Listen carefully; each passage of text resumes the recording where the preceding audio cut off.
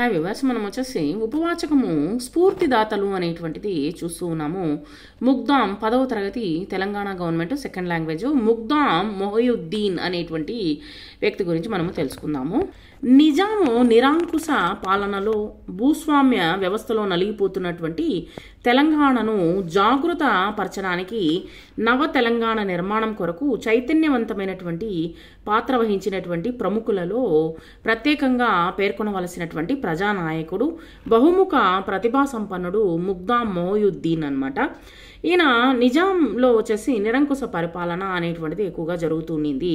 తర్వాత వచ్చేసి భూస్వామ్య వ్యవస్థలో నలిగిపోతున్నటువంటి తెలంగాణ ప్రజల్ని కాపాడడం కోసము ఈయన ఒక నాయకుడిగా వెలుగొందాడనమాట.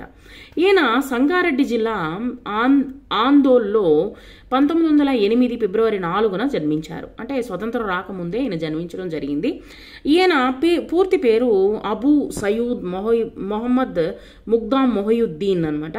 తండ్రి గౌసుద్దీన్. వీరి పూర్వీకులు ఉత్తరప్రదేశ్లోని అజంగఢ్ ప్రాంతానికి చెందినటువంటి వారు. ప్రాథమిక విద్యాభ్యాసం కోసము ఆందోల్లో హై స్కూల్ చదువు సంగారెడ్డిలో జరిగింది. ఇంటర్మీడియట్ హైదరాబాద్లో చదివాడు. అప్పుడే తనలో స్వతంత్ర భావనలు అంకురించాయి.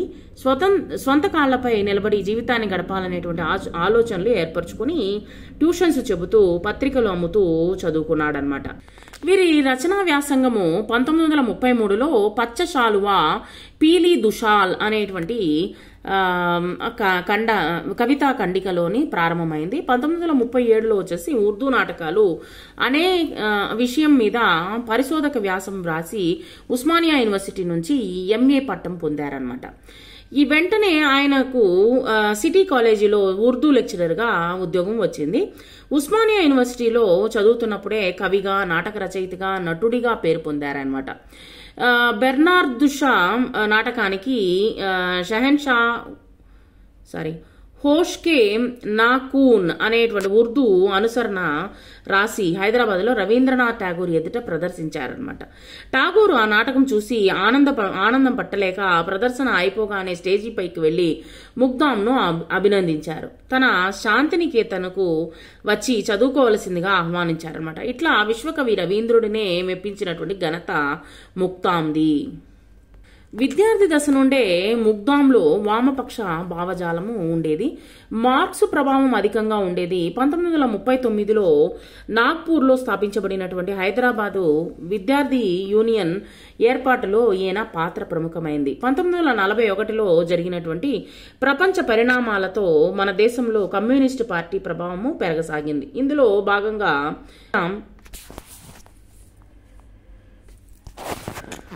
నైజాం రాష్ట్రంలో కమ్యూనిస్టు పార్టీ కార్యకర్తలు తెలంగాణ పల్లెల్లోకి వెళ్లి ప్రజలను చైతన్యవంతులను చేయడం మొదలుపెట్టారు.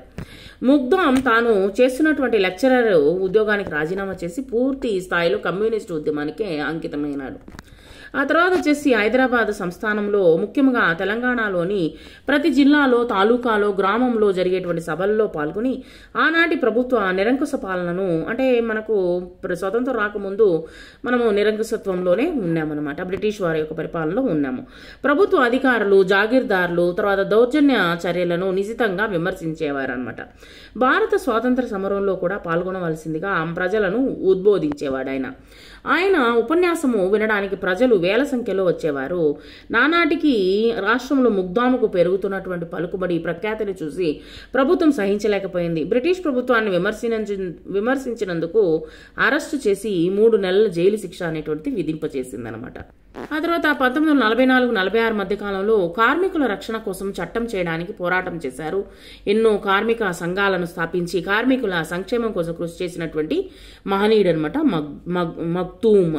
తర్వాత వచ్చేసి భారతదేశానికి స్వాతంత్రం లభించిన తర్వాత, నేను తప్పుగా చదివానేమో అర్థం కావట్లేదు, మగ్దూమ్ ఆయన పేరు. భారతదేశానికి స్వాతంత్రం లభించిన తర్వాత హైదరాబాద్ సంస్థానంలో భారతదేశంలో విలీనం కావాలని ఇక్కడి రాజకీయ పక్షాలన్నీ పెద్దపెట్టున ఉద్యమం లేవదీశాయి.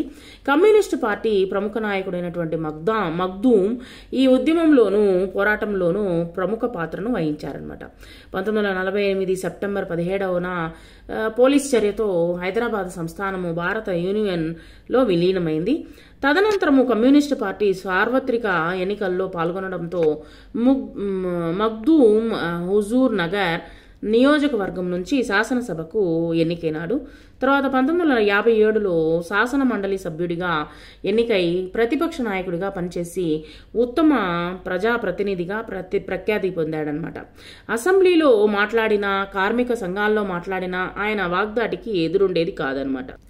మగ్దూమ్ అసంఖ్యాక గేయాలను రచించినటువంటి కవి, రచయిత. వీరి రచనలో ముఖ్యంగా చాంద్ తారం కోబన్ అనేటువంటిది, తర్వాత ఆజాదీ వతన్, హవేలీ, మేత కాగీత్, సిపాయి, అంధేరా, రాత్ కే 12 బజే, జంగ్ హై జంగే ఆజాదీ, సురక్ సవేరా లాంటి ఎన్నో కవిత ఖండికలను ఆనాటి ప్రజానికాన్ని లూగించినటువంటి రసగుళికలు అనమాట. అంటే రసగుళికలు అంటే మనకు అందంగా ఉండేటువంటి ఎన్నో కవిత్వాలను అనేటువంటిది ఆయన రచించారు అని అర్థం అనమాట. మగ్దూమ్ మంచి హాస్యప్రియుడు, ఎప్పుడు నవ్విస్తూ సరదాగా ఉండేవారు అనమాట.